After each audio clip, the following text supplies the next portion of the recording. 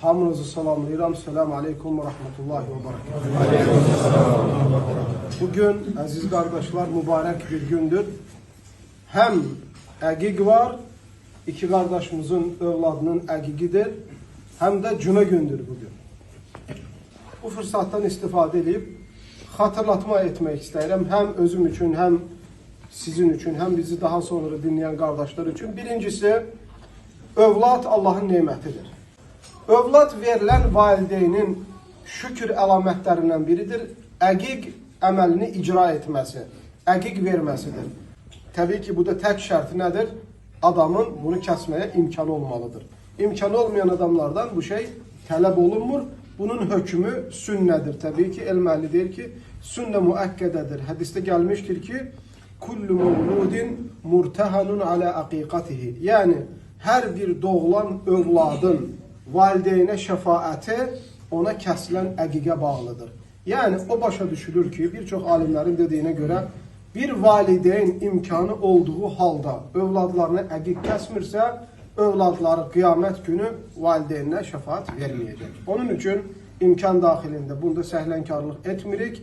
Sünnəyə uyğundur ki, uşaq dünyaya gələndə 7-ci günü bunu eləyək. İmkan olmasa 14-cü günü, imkan olmasa 21-ci günü. Bu 3 xeyirli vaxtda imkan olmasa ondan sonra ne zaman imkan olur, fırsat olur, onda kəsilir. Biz valideynler olarak övladlarımızdan sorumluyuz. Övladlarımızdan sorumluyuz. Kıyamet günü eğer biz övladlarımızı güzel terbiye vermesek, övladlarımızı da özümüzü de tehlikeye atmış oluruz.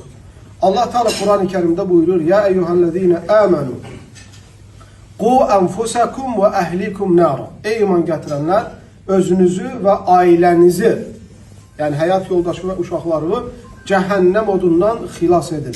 Biz ahiret günü onların elinden tutup belə cehenneme girmesinler diye belə qollarından çəkək mənasında değil.